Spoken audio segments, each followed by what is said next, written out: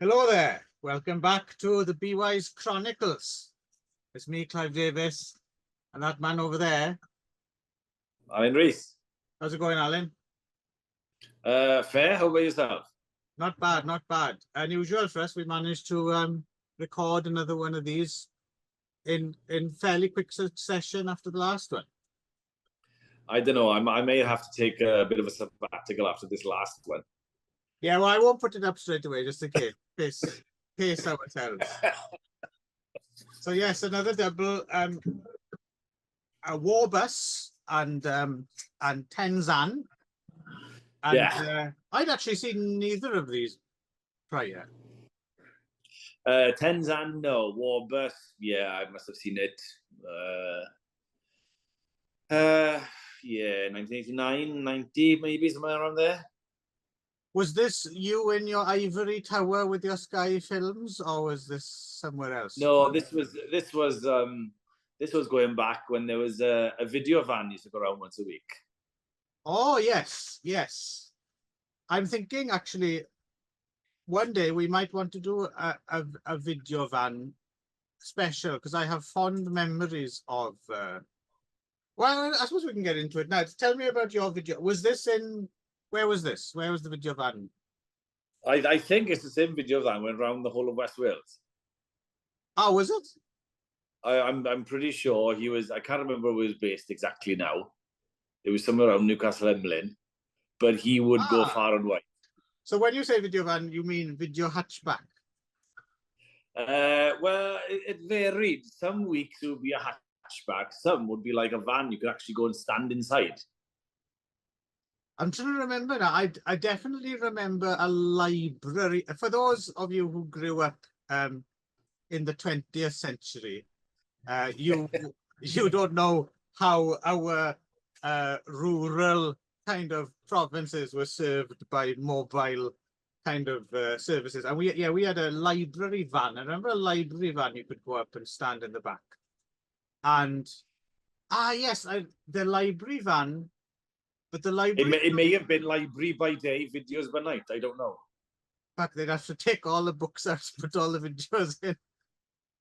No, I remember, because the van you're talking about, the stand-up one, I remember encountering, oddly enough, when I was staying over at a friend's. Where's that place you dropped me off once, where my friend... Abergorlech. Huh? Abergorlech. Right, at the commune place, kind of. Yeah. So I remember being there and the video van turning up there. So he used to go there as well. So he got about. Yeah, well, I mean, as the crow flies, it's not that far from his, where he's from, really. It's just over 2 mountains, essentially. So would you have been Llanpim site? Yeah, the video van was Llanpim site, yeah. The video van would have come up that big old mountain? Absolutely. And who would have been up there renting other than you? Well, I mean, he called in every property there, and some people rented, some didn't. In fairness, he'd stop, you'd come out, he'd ring. Either, I don't think he'd probably toot the horn, because he always had a set schedule, and then you'd go out and you would peruse his wares, and yeah.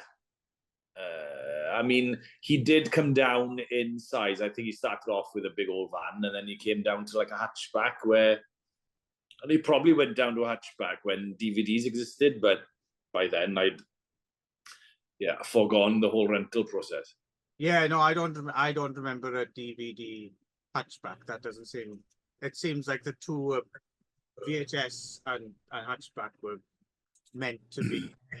But absolutely. Yeah, no, so definitely they were fun days when he, and you'd probably keep it for a week. Then he'd come around once a week, wouldn't he? Yeah. You I think it might have been, I don't know, Tuesday night or a Wednesday night every Tuesday. Yeah. Certain time. There was a little kind of window, but yeah, you'd have it for a week then. And then I don't know. Well, I'll tell you exactly what. I think it was about £2.50 to rent video, and it's the week, so you'd get 2 or 3, wouldn't you? I suppose. I think it was £2.50 each, or maybe 3 for a 5. There was always some kind of deal or whatever. Right. £3. Yeah, it was always something, and then and me being me as well, with friends down the line, I think we'd either switch videos and get them back within a week, Right. or that was always the idea anyway. I don't remember what the bloke looked like. I don't know, but I think it went down. I think there was a little bit of nepotism there. I think it went down to his son or a family member, because, or wife or daughter or whatever, because there was a few, and I think they were all related somehow. But I think it got to, the last I heard, there was like a young guy doing it, so presumably the son. But yeah, with a hatch, with a USB stick in the back or something. Well, I mean, he went round until fairly recently, of what I remember. Well, I mean, I moved 7 years ago, so there was. Yeah, I'm pretty sure he still kind of did something along those lines, because the internet speed isn't great, and I'm being able to download online and all that jazz. Yes, people forget there are still some communities ill served by the internet, right? I think everyone assumes everyone's fully connected like they are in towns and cities, but that's not quite. Well, some of them won't forego the smoke signals either. So I mean, right. Well, they are. That's ingrained in you. They've I mean, worked this long, so So exactly. I'll tell you my favorite video, just because this is in honor of my dad. I might have told you this before, but I think I've told it. It always makes me laugh. It only makes certain people laugh because they won't understand what I'm on about, but it's worth doing just to commemorate it in stone, because I like this a lot. So I remember renting, and that's why I remember it's 2.50, because one of the films I rented one time was Revenge of the Nerds 2. Okay. Which I think is Nerds in Paradise, right? Okay. Yeah. And there's a long sequence where Booger or whatever is kind of training for a burping contest. Okay. Like, he goes to some kind of teacher and teaches how to like burp the longest. So I rented this to, and I'm sticking this on about tea time or something like that in front of the telly, and of course behind me, as always, at there's my mum and dad, right? They have he's drinking his cup of bara tea or something like that, right? And you could always guarantee on that for a bit of running commentary if he wasn't too keen on what you want. Absolutely. I was out there watching Revenge of the Nerds 2, and there's this sequence where Booger Curtis Armstrong is you can tell, I can sense the fury in my father building behind me before he suddenly blurts out, "Soin Harley £2.50 I tynnu llun o dyn yn ei pec."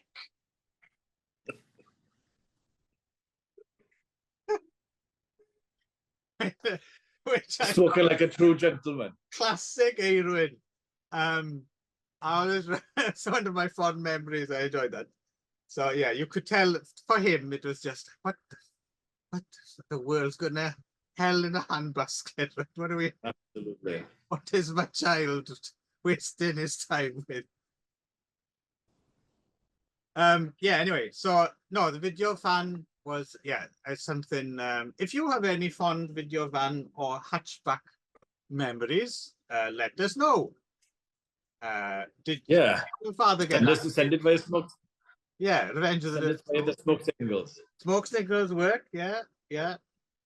So anyway, so WARBUS you would have got from a video bus then. Yes, indeed. Right, you could have armored your video van and turned it into a WARBUS if you wanted to. I mean, when you say turn into armor, there wasn't much about this bus, was there? No, it's pretty much So turns out, WARBUS. This is from 1985, Italian, Philippine, US co-production, directed by Ferdinando Baldi, as both these films are. Ferdinando Baldi, not related to Alan the Baldi there, of course, under the pseudonym Ted Kaplan. And okay. yes, so it seems as if it's a bit different. They don't really overly explain it, do they? But I think they're a bunch of missionaries, aren't they? they seem to be. That's the presumption. Yes. Yeah, so there are a bunch of missionaries in Nam, I guess, doing good deeds, going around in a yellow school bus. When you're saying Nam now, you mean Vietnam? No. This Not Cheltenham. Rodernam. Okay. Yes, which was just down the road. Yes, of course, I am speaking Vietnam War. Yes, era. So I'm not sure when. I don't think they know. I don't think there's a specific. It's just at some point in the 80s. Because as we know, in the 80s, people think the Vietnam War ended in 1974, but as we know, it carried on in the Philippines through until at least 1985, right, when this film was made. Because absolutely, it was shot in the Philippines, as most of these things were.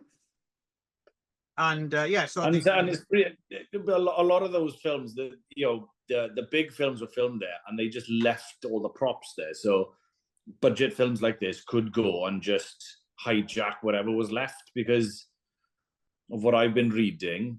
Productions would go and they would pay money for the cleanup. The Philippine government would go, nah, it's all right. Yeah, they just kept. Yeah, the famous one is Apocalypse Now, I suppose, isn't it? Is yes, the number of films that could have been made with the flux that they left behind. Absolutely, is extraordinary. Yeah.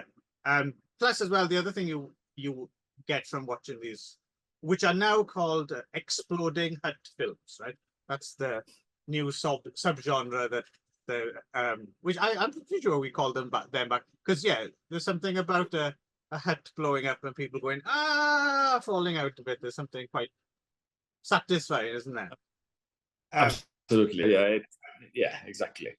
But yeah, the one thing it seems in the Philippines, I guess you're on some island and no one, but you can let off as much fucking ordnance and fire as many machine guns as you like, right? No one seems to give a shit.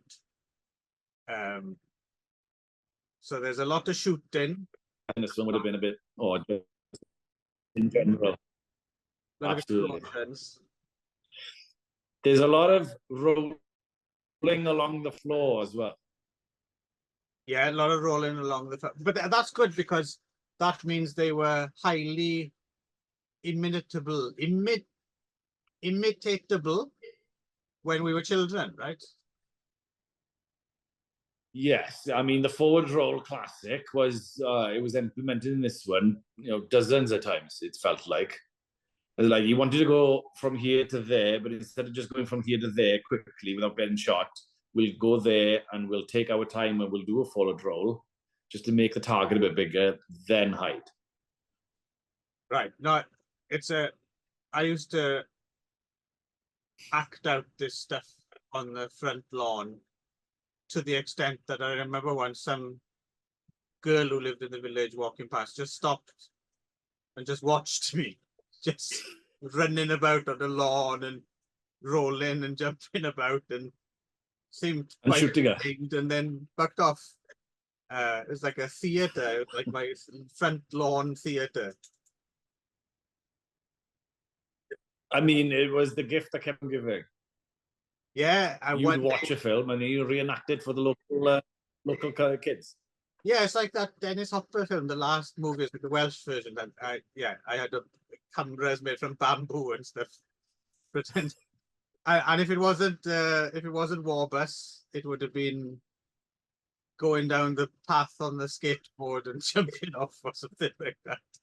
Yeah, absolutely. And of course, you would have come along and co-starred every now and again in some of these theatre stroke. In fairness, yeah. So these do-gooders in this bus, they're commandeered by a bunch of Marines, and it's about it, isn't it? They have to fight for they got to. Yes, and they've got to go to a certain location, which is kind of a little sketchy because nobody knows exactly where they're going. There's not much information about that. It's Quite boring, isn't it? It's I mean, they could have retitled it not Warbus. They could have gone Sex Plus. You think? Because, well, you know, the amount of bloody Rumpy pumpy. action the people were having, bloody hell. Like all the soldiers except for, you know, Mr. Muscles was having it, and then the Australian was having it. It was a bit of an orgy bus. Of course, they could have had a different theme tune as well. They could have had. There's lots of fun for everyone in the big yellow warbus. Yeah, Who put exactly. that out? Who was the big yellow teapot from? Which company was it? I don't know. It wasn't Tommy, was it? Oh, the big yellow. It was. Yeah, I think it was Tommy actually. Yeah, yeah. Where you know it opened up into a house. Yeah, yeah. And a warbus, I think. There was a limited edition tie-in with this film. Yeah, the war pot. The war pot. There we go. I'd watch that. Animated version for kids. Yeah. So so it stars, you got Daniel Stephen from 3 Supermen in Santo Domingo and 2020 Texas Gladiators. You got Romano Christoph from Ninja's Force. Urs Ulthaus, who was a model, apparently. He's the black fella. Apparently, he started life as a footballer and then had some injury or something and then became a relatively quite well-known model. Oh, okay. But Hmm. he couldn't get shot to save his life. Say again? He couldn't get shot to save his life. Is this? I mean that death was a bit. It was anticlimactic, if anything. Yeah, no, it's quite boring, this one, to be honest with you. I found this a struggle of the two. This was definitely the most super generic. Oh, of the two, I disagree there. It was like pulling teeth watching the second one. Well, I think I will get to this in a minute now. I think the thing with the second one, though, is just because of the background, it's automatically more interesting, right? But yes, as a film itself, if you were just comparing, that neither one is particularly great. Yeah, I mean, they were both. Warbus was in 90 minutes, and the other one was an hour and 20, and a little bit of change.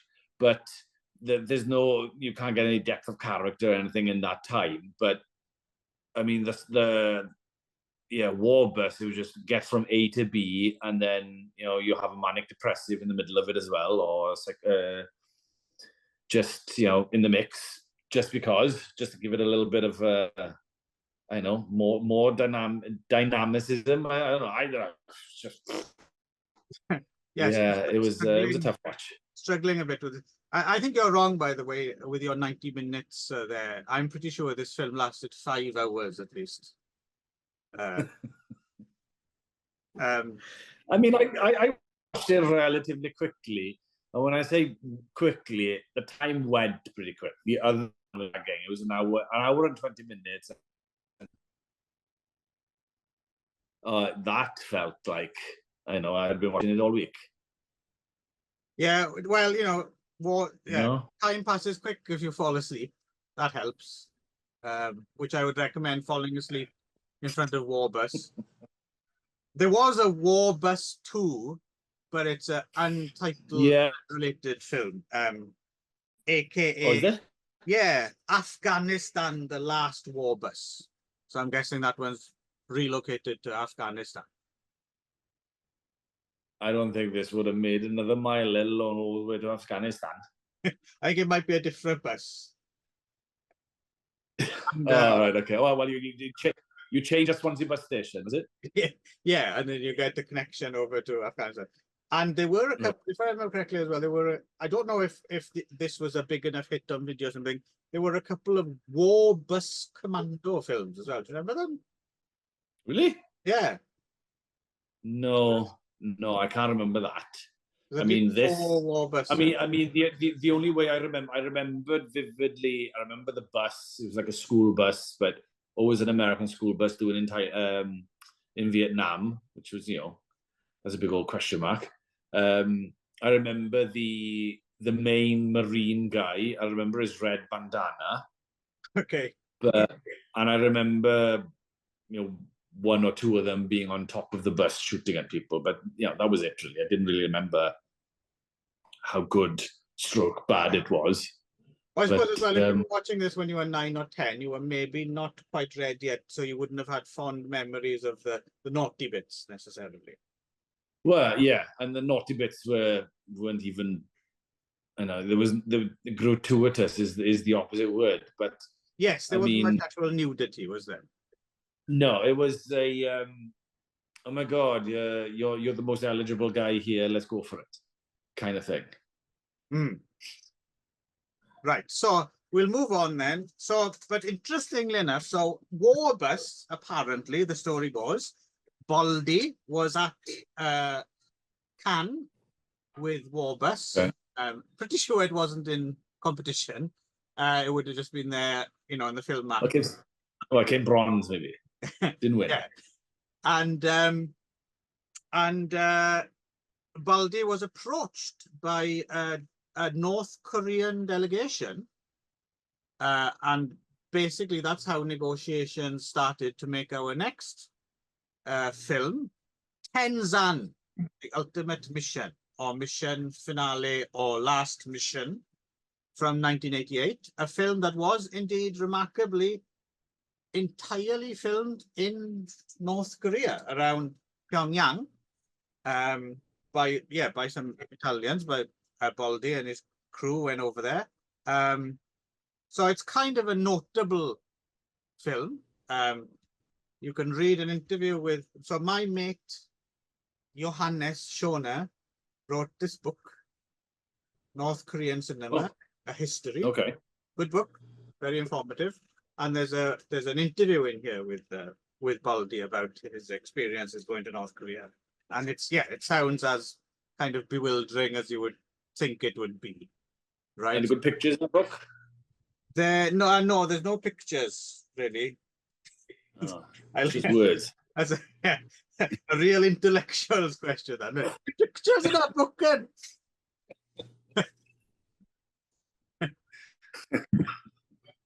Like colour in the pages of it. Crayon with it.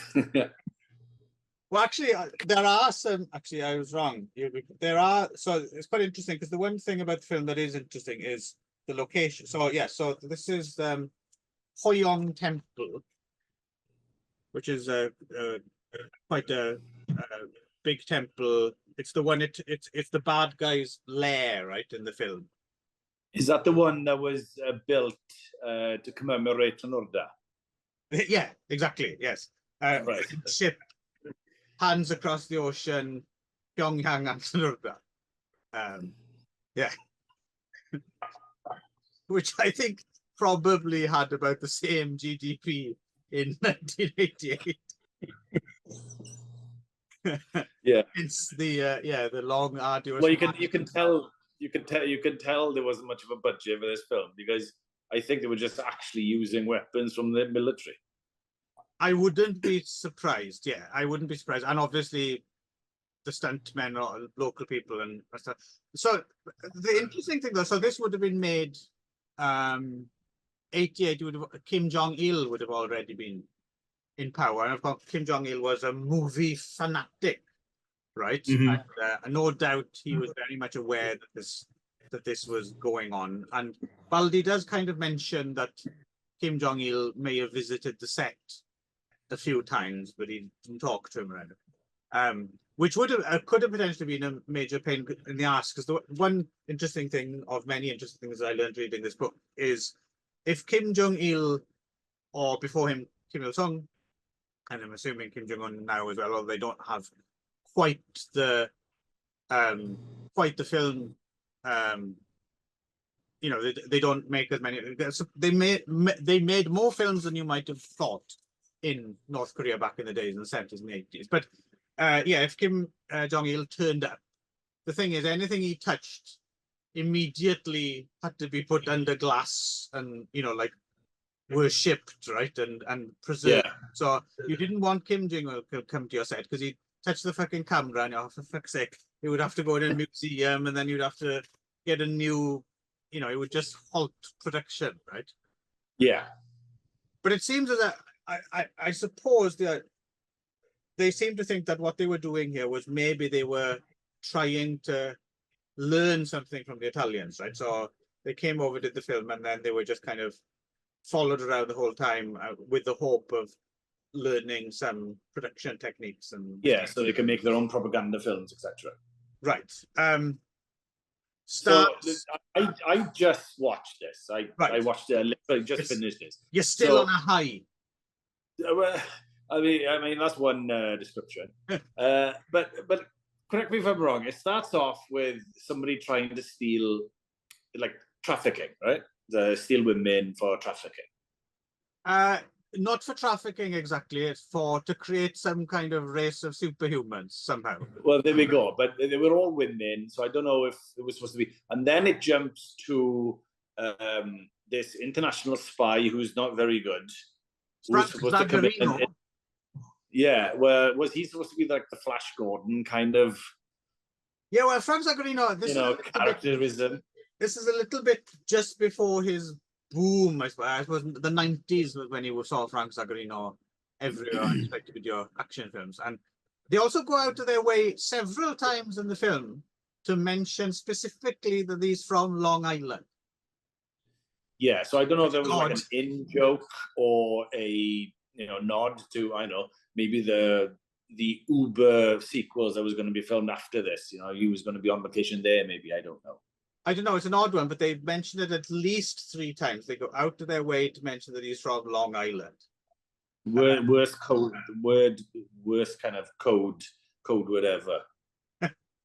And so he's in cahoots with our old friend Romano Christoph is back, right? He's the mercenary who's been hired. So this is the confusing thing as well, is so Romano Christoph, our mercenary character, is approached by Charles Borromel, who plays this professor, who's hired him, who in the end of the film turns out to have hired him to have taken down his own operation, because he's the bad guy in the end of the film. Yeah. The guy who's hired him to take him down, and you're like, what? And Johannes Schona asks Fernando Baldi about this in the book, and he goes, I don't know. Like, even this film just totally got away from him. He's no idea what's going on. So yeah, it just doesn't make a lick of sense at all. No, because they jump from trafficking to wanting to make a super race, and then extracting, hormones from various animals, which I presume they were gonna maybe ingest. I don't know, but that was a little, I don't know, convoluted about what exactly he was doing. Well, I don't know. And then you've got a couple of bad guys. So obviously this would have all been shot, but then it would have been edited back in Italy, right? So so there's a couple of bad guys who are giving off very Soviet vibes, right? I would say. I suppose that there was some. Yes. So there's a Mark Gregory of the Thunder Warrior films, and the quite sexy Sabrina Siani of Blue. Was giving she was giving off the Bridget Nielsen vibes. Yes, very much so. Yeah, so she's from Blue Island and Conquest and a whole bunch of other Italian exploitation. Always pleased to see it. Yes, so the interesting thing about the Charles Borromel character I wanted to bring up as well. So Charles Borromel, I just watched recently in another Italian horror film called Absurd, which I was watching for another show that we do. So I'm very familiar with Charles Borromel, what he looks like. He's Scottish. And so when he turned up in this, I was like, oh, there's Charles Borromel. Now, on the IMDb, they've got him confused. So I don't know if you know about this guy. He's very famous here in Japan. There's a guy called Charles Robert Jenkins. Charles Robert Jenkins was a defector. He was an American soldier who crossed the DMZ, and he went to live in North Korea. He lived there for a very long time. And while they were there, they gave him a wife in the form of another Japanese woman who had been kidnapped. So Jenkins is quite famous in Japan because eventually, years later, both his wife and Jenkins managed to escape, and he lived the rest of his life here in Japan, and Japan tried to get the US Army to kind of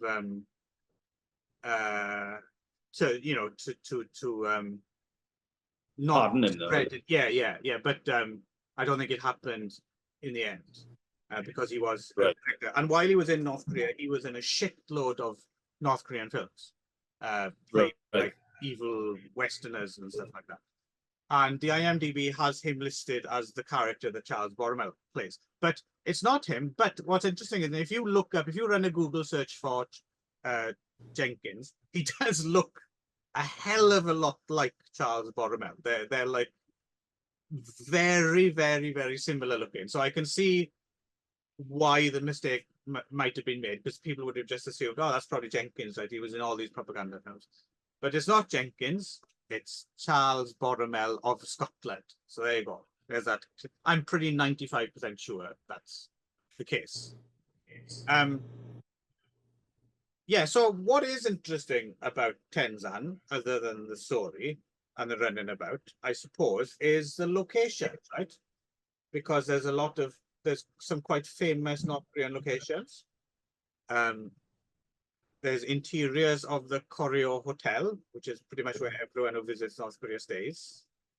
You can see that when he goes to that reception desk and talks to the woman, and there's the old map. Yeah, that's the Koryo Hotel. Some nice scenes on the Pyongyang subway. Yes. Which looks very fucking impressive. That's I believe the Soviet Union paid for that from what I understand, and it's a very fucking, I mean, it's a pretty impressive piece of architecture. Yeah, and I don't know if that was like a homage to, like, I know, the Warriors or something like that then maybe, but you know, the whole kind of chasing and then the tracking shot.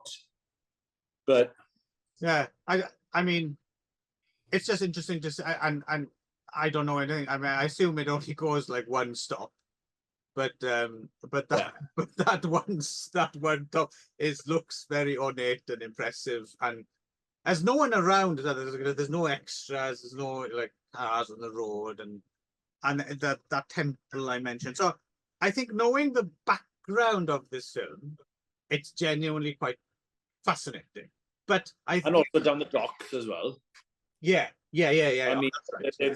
there's a whole, you know, overly ornate kind of sequence in the docks where they're running, they're hiding, and it jumps on a boat and then, you know, hijacks another boat, etc. And you're thinking, well, how did they lock that down? Because as you said, there's no extras, but I guess with, you know, North Korea, they're not going to stop work either. So that was a bit of a feat of engineering for them. Yeah, it's interesting as well. So the film apparently started life as, not overly seriously, but just to get a starting point. Baldi wrote some kind of story about, so the title Tenzan, he talks about Tenzan, the Battle of Tenzan during the Pacific War. I looked this up. I couldn't find anything about any Battle of Tenzan. There's some kind of bomber, like a plane that was nicknamed Tenzan from the Pacific War. But if you try and look it up online, there's nothing about it. And there's a whole thing. They have a back and forth, right? They say, "See you in Tenzan." Yes, that's a reference to Iwo Jima or something like that, right? But yeah, it's like, was it like a war cry or a battle cry that they used? Maybe, I don't know. Yeah, but I think someone must have misremembered it slightly. It's not. I think it's something that must sound like Tenzan or Tanzan or something.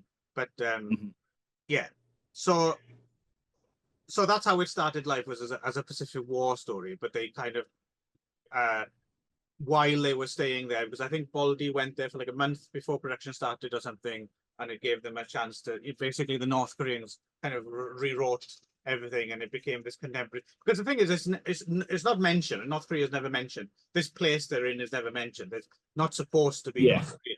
And they even went to the trouble of taking down signs. There's no Hangul or anything. It's all like Chinese on the signs and stuff like that. So it's interesting. Clearly, they were interested in having some Italians come there, and they would learn some filmmaking chops. And then, but they obviously had no desire to promote that it was shot in North Korea, because it doesn't say it's very anywhere. neutral. It's very neutral. Yeah. Yeah, and like it doesn't say entirely shot in North Korea or anything at all. So it's interesting. I think it's interesting just because it's this rare glimpse that you get to see the Pyongyang side, which is cool. But if you'd have rented this back in the day, and it didn't come out many places, I think Finland, the Netherlands, and here in Japan, I think. But if you had, if you would have gone to your video hatchback and you'd have rented WARBUS and Tenzan, yeah, you would have. This would have just flown totally over your head. You'd have no idea they were in North Korea. You'd have. So take away that element, and it's just another shitty action film that doesn't make any sense, really, isn't it? Well, I mean, there's no continuity in the story. Well, you know, in what does and doesn't work. But going back to at the end where you said entirely shot in North Korea or not, Yeah. But if you actually read, because I work in the industry now, I actually watch I've always watched credits anyway, but now I actually look to see, oh, have I worked with someone, or do I recognize the name, etc. But they were making up positions like props guy. It wasn't like props department, just props guy was just like the end. It was just like, I think a lot of it was lost in translation. It must have been. Yeah, and just kind of done on the hoof, really. Like yeah. But it must have been fascinating. I'm really glad that we watched just, and because I've had it for a little while. I've never got around to it. It is a fascinating little item. More fun to know about maybe than it is to actually sit down and watch. I wouldn't necessarily recommend, unless you're obsessed with North Korea like I am a little bit. Then it's probably a must see. But well, I mean, I can break it down. It was like an hour and 20 minutes, 25 minutes, whatever it was. I'm pretty sure 25 minutes was just, that's all dialogue was, because the rest was just stuff blowing up. Right. It was just explosions. The start was, I mean, there was a whimper of a woman, etc. Nobody said anything for the first 15 minutes, it felt like. And it was just, yeah, explosions and guns. And yeah, if the Koreans, they didn't exactly know what was going on, as in dialogue-wise, they were like, oh, it doesn't matter. It's like something's blowing up. It's cool. It did get a release in North Korea as well, apparently. There's a North Korean video under the title Last Mission. Actually, there's a picture of it. There's a picture of the cover here in Johannes's book. There we go. That's the North Korean release. Oh, there we go. Oh, actually, sorry, that's from a movie catalog. I was going to say, I don't know if it actually got a tape. I don't know if that would have been something people would have been allowed to watch at home, but it was in the movie catalog. So yeah, it did. I mean, it wasn't great, but one thing it did kind of remind me, and again, I haven't seen this in years as well, was I think it was No Retreat, No Surrender 2. Oh yeah. Where they're actually going in, and then, you know, the bad guy, I mean, he didn't look far off Jean-Claude Van Damme with his slick back and his, you know, the muscular frame, etc. If I remember correctly, the bad guy in North, so actually we might actually get to that series, so we might not want to talk too much. But I think it's Matthias Hughes, right? The guy who was in Dark Angel, aka Peace. Yeah. Right. Yeah. I'm confusing him with all the muscles from Brussels. Right. No, but he does look, because of course he would have been in the first one. No, I think we should definitely do the No Retreat, No Surrender series, because they're all entirely unrelated anyway. Right? So they're kind of quite an interesting bunch. Yeah. So I can't remember how many there are, 4, 5, because I don't know. I can only remember the one where he shoots a crossbow and he goes down on a zip line. Yeah, that's the second one. It's a good action film, the second. Cynthia Rothrock's in it. So. Oh, okay. Yeah, right. No, it's a good one. I might be the best of the series, and because the thing is, I think it's in some territories it was called Karate Tiger, right? And then I think there's like a few more Karate Tigers than there were No Retreat, No Surrender. So anyway, we'll do the whole series, whatever it is, one day when Alan's recovered from WARBUS and Tenzan. Yeah. We go down to our, because you probably don't know this, but we also have to wait until the video van goes all the way around from Tokyo to Nashville, and then we have to the same. Absolutely. He has to have 2 copies of everything for us. Absolutely, he's a wily cat. He is, yeah. Yeah, and then as soon as he's gone, a couple of days haven't gone by, and out here, what do I hear? Abreiron mackerel! But they're all rotten by the time he gets here. No one's interested. Fresh Nuki mackerel, yeah. So I would hesitate to, but certainly my idea of hell would be more to watch WARBUS over and over again on Endless Loop. I think I'd find ZAN slightly more interesting just because of the background. How about you? You were forced to watch one for eternity. Which one would be the worst for you? For eternity. Oh, good grief. Oh, you know, a long time. Yeah. I don't know. Both were equally painful is the wrong word, but it's probably accurate. They were both laborious to watch. Then, put like that. Right. Okay. I mean, yeah. I'm not going to recommend anyone to watch them, but no. ZAN. That's our poison chalice to bear.